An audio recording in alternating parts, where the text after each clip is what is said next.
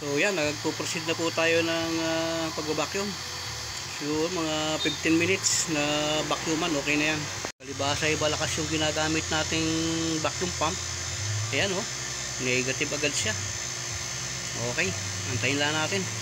Ready na po itong ating crayon. Ayan, Sulfron R600. Yan po yung ating ikakarga dyan maya maya. So ito po yung kanyang extension.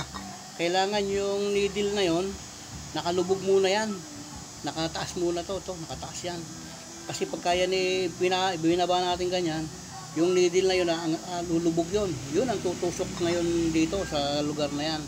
Kaya pagka hindi nyo pagagamitin, itataas nyo muna yan, sasarado nyo muna para hindi tamaan yung may thread po yan sa loob. Yun ang tatama doon sa lugar na yon. Kaya ayan, ganyan. Lalapat yun. Kasi higpitan nyo dito sa ibabaw. So okay na yan. Yan. Ganyan lang po paggamit nyan.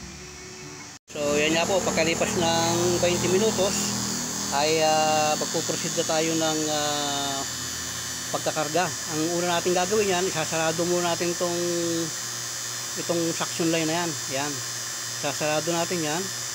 Kapag naisarado natin yan, sigurado na, ay i-off natin ngayon itong ating vacuum pump. I-off natin yan. Yan. Pagkatapos, ibubukas natin to. Ibubukas na natin to. Yan. Naka-ready na yan. So yan, palibasa bukas na yan. Ang gagawin muna natin, ipapalis muna natin. Yun. Sarado natin. Tapos, kargahan natin. Yan. Siyempre, pumapasok na yan. Bukas natin mabuti to. Yan. Pumapasok na yung ano dyan, yung preo natin. Bukas natin. Initialan lang natin siya ng 5. Yan. Mga 5 initial natin. Yan. Medyo kalug-kalugin natin kasi mabilis lumabig to eh. Yan. So, yan. Maabot na ng GC. Sarado muna natin. Yan. Sarado natin. Yan. So, i-plug na natin para mapaandar natin.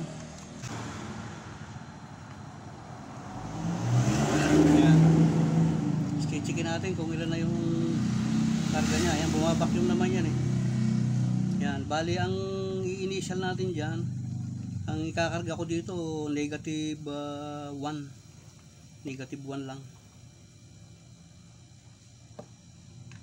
So, ang amperahe natin ay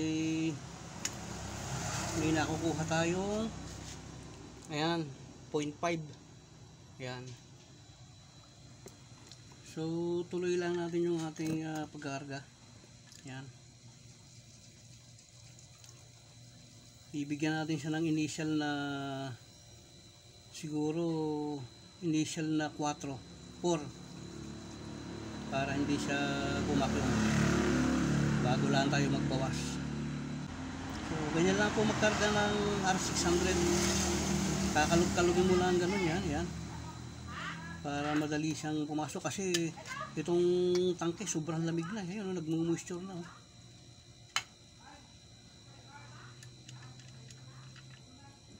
Tingnan natin, malayo pa. So karga lang tayo.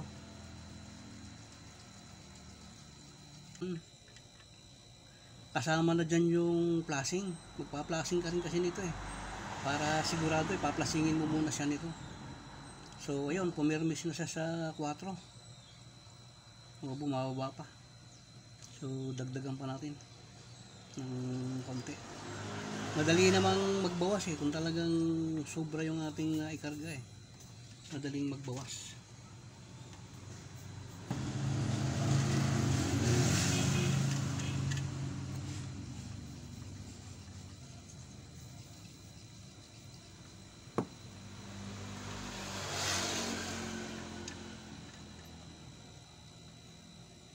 So yan.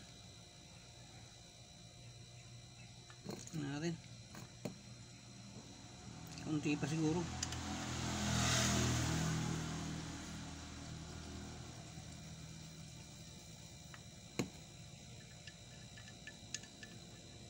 Mababa lang kasi ang karga niyan eh.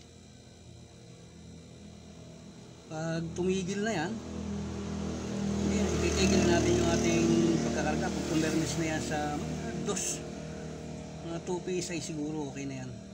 Yan. Patitigilin lang natin siya. O yan, tumigil na siya. So ibig sabihin, okay na yan. Dagdagan pa natin ng konti pa. Yan, yan, okay na yan. Sarado na natin. So yan, okay na yan. Initial na siya, yan. Ang dapat na maging karga niyan talaga ay dapat negative 1. Yan. So ito medyo mainit pa sa loob yan, bababa pa yan. So okay na muna yan. Tapos isarado na muna natin to para hindi lumabas yung natitirang preno. Marami pa siyang natitira. So yan, halos nasa 0 na siya.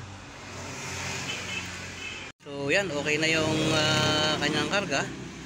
Ang ginagawa ko po kapag ito ay aking ipinipinsop, inuup ko muna yung compressor kasi mahirap siyang ipinsop ng negative, papasukin siya ng moisture. So ang ginagawa ko, inuup ko para tumaas-taas muna yung kanyang temperature para hindi siya pasukin ng moisture.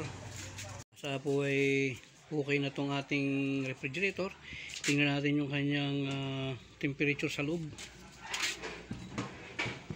So ayun, nakakakuha tayo ng negative 10. Yan, ang ganda ng heating nya. Pag ganyan ang heating, ibig sabihin malinis na malinis ang loob. Ano,